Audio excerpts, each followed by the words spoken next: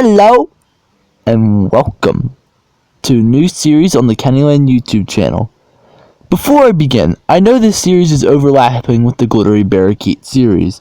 It's still going on right now with episode 9 coming soon. Soon after will be the big special, the Kennyland movie, which incorporates episode 10. There's only going to be around 12 to 13 episodes of the Glittery Barracuda series, so that's why I'm deciding to overlap these. Now, without further ado, what is The True Story? The True Story series is a series of videos where characters tell the story of one of their loved ones and their true, deepest, darkest backstories. There are some things that you definitely didn't know. I hope you guys will enjoy this new Kennyland series. Let's dive into today's episode.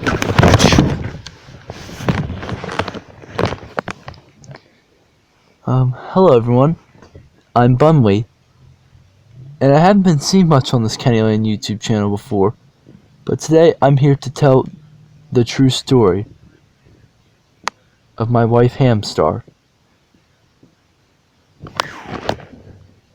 It all began many years ago, of course. Well, actually, not too many. Maybe about 6. But, we age differently, so that's how it works.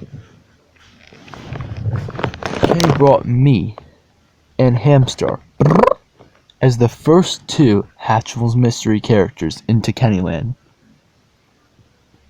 He created a new land up in the sky through the use of special lasers and machines that he called Cloud Cove, based on Spin Master's idea. This is where we lived and fried for ages. But eventually, we wanted to come down to Kennyland, tour it, see what was going on. By then, we had the additional members of Pandor, LFI 1, Hedgy Hen, and LFI 2. We all headed down, flying very well, high from the sky, all the way, a very long way down to the mainland of Kennyland.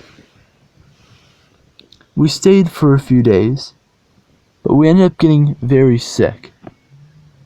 Turns out that we all had special kinds of lungs and other things that were only built for up in the Cloud Cove universe. This Kenny didn't like.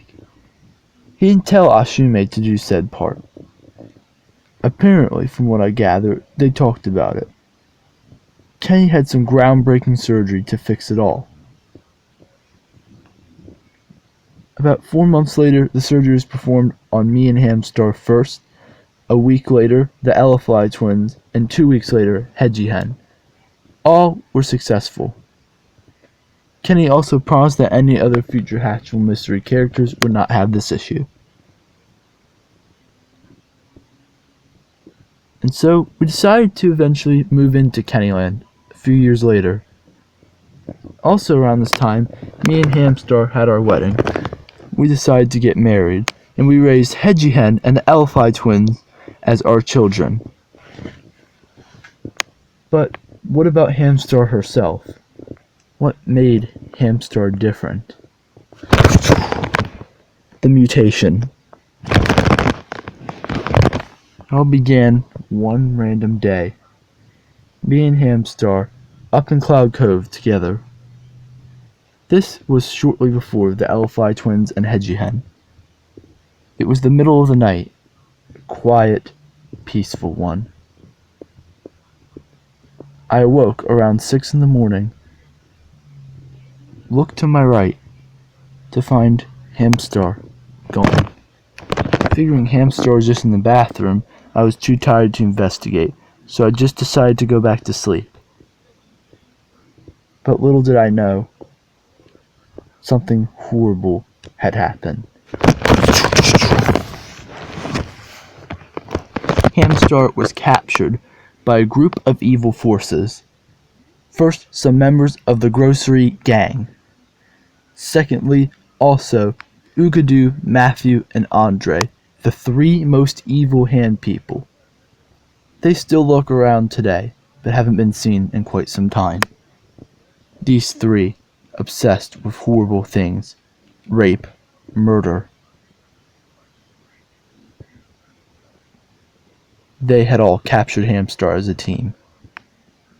What they did was unknown at the time, but a few hours later, Kenny gave me a call and said that he had found Hamstar, alone. She seemed kind of confused, but he assured me that everything was okay, other than some minor bruises on her head. Hamstar flew back up a few hours later. But I didn't know. They had caused true damages. Damages that couldn't be just undone. Hamstar had a handicap. The mental issues. I started noticing Hamstar's temper getting shorter and shorter. Her emotions more rapid and wild. This began about 2 weeks after we got Hedgie Hen and the Elify twins added to the crew. A specific flashback went a little something like this. Beep. So just an editing note. Bumway's voice is going to sound the same, but Hamstar's is going to sound like every Kenny Land character's voice for the most part, like Bertle and Alicorn, where they just use Kenny's voice. Because it's true that back then, Hamstar just had Kenny's voice. But now, Hamstar's voice has revolved. Revolved? Evolved. You get the point.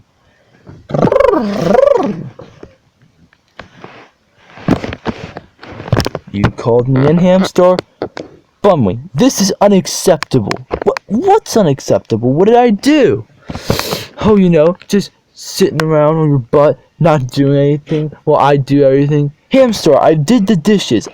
I made dinner. What else do you want from me?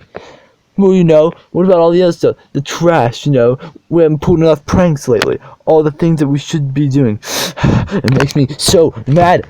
Can't take it. Well, calm down, Hamstar. I'll do better or something, but I don't know what you expect out of me. I hear this all the time, Bumway. I swear I can't do it anymore! In that moment, Hamstar charged violently towards Bumway, knocking Bumway out cold. Hamstar started to feel regrets and guilt. Bumway woke up about 35 minutes later. When he did, he looked up at Hamstar. Hamstar mouthed 3 words. I'm leaving. Now. Hamstar ran very fast, jumping out the house's window. Bumway was lost, confused, and began to cry. What did I even do?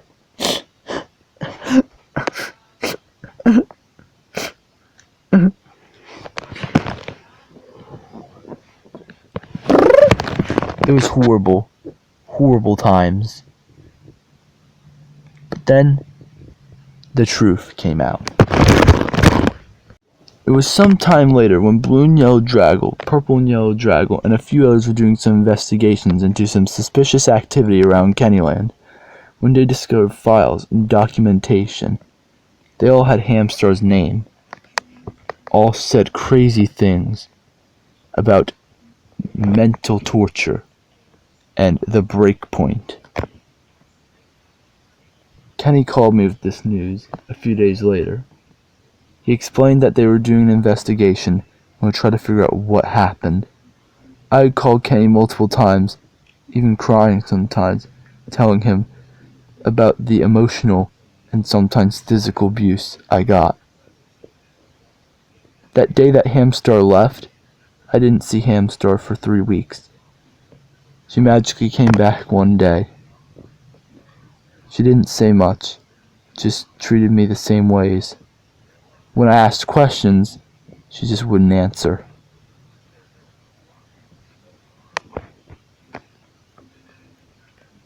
But the truth did eventually come out.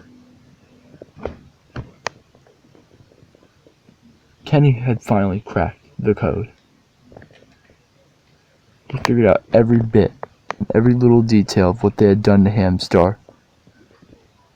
Kenny said that he would like to see us and that we would need to fly on down. When I told Hamstar that Kenny wanted to see us, this happened.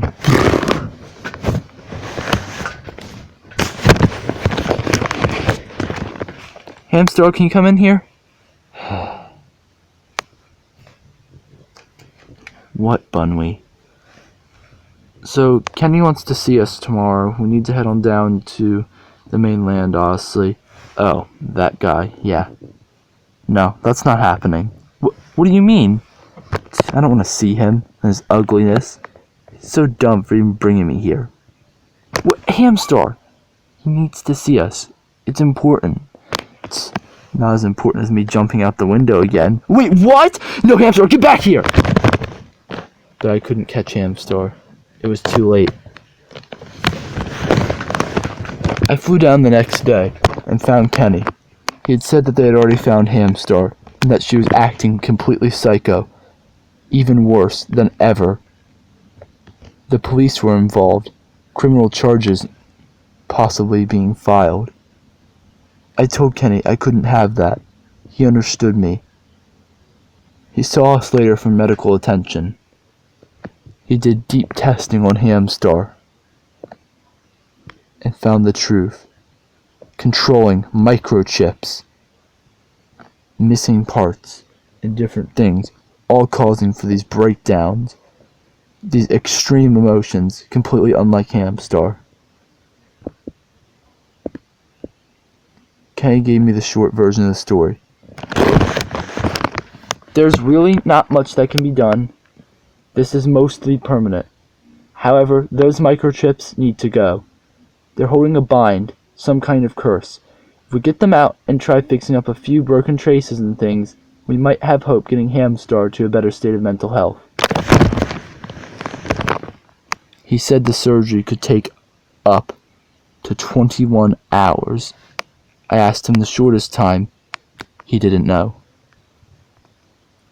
I reluctantly agreed, having to sign everything for Hamstar, because this had to be done by force. I left the hospital and stayed nearby. At this time, by then, we had all had our surgeries transforming our lungs, so I was able to stay down in Kennyland. It just happened that at the current time we were staying in Cloud Cove when this all happened.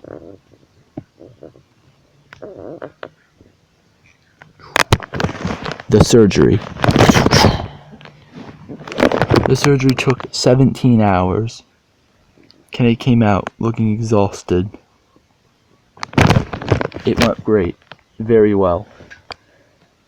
It might take Hamstar a few hours to even regain proper consciousness and wake up. But I think that she'll be better. I really truthfully do. I thanked Kenny, hugged him, even cried a little. I was just hoping for the best, not knowing what would come next. The results and the destruction of Cloud Cove. The results came quick. Hamstar woke up about 2.5 hours later, forgetting things, not understanding certain things. Kenny, about 2 days later, did a mental checkup and said there were some incomplete points in Hamstar's brain DNA. He said, however, the emotions seemed to be for the most part gone and much more controlled. I breathed a sigh of relief. But then, later that day, Kenny gave me crazy news. Yes, Kenny? Bunwee? We've got a bit of a problem. What's that, Kenny? Well, yeah, there was some kind of airstrike, and Cloud Cove is gone. Completely destroyed. No remnants even remain. I didn't know how else to break it to you, so I just broke it all to you at once. What? What do you mean? This is a joke? But wait, I know you guys are full of pranks, but this is real.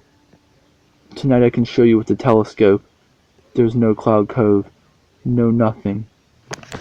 Kenny explained how every piece had been destroyed by an evil force. Even to this day, we don't know who destroyed Cloud Cove.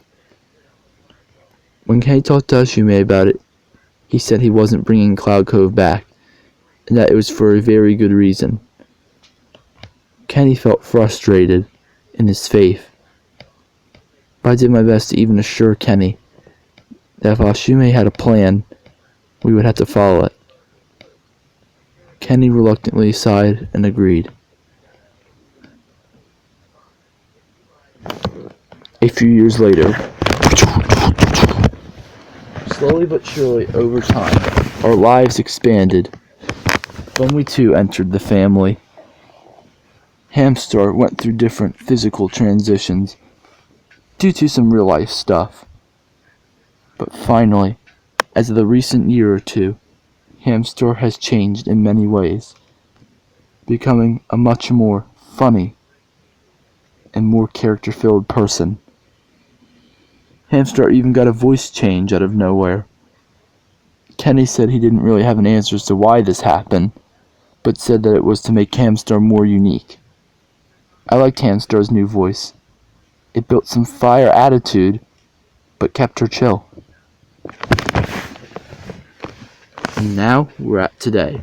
It's me, Hamstar! Oh yeah, I'm the Hamstar. And that was my story, folks. Me, I can't remember most of this. But I'm just glad to be here, myself, these days, you knows. So thank you guys for watching. We hope you enjoyed the first episode, man. Make sure to like and subscribe and all on the way on out. And we'll see you guys in the next Kennyland video.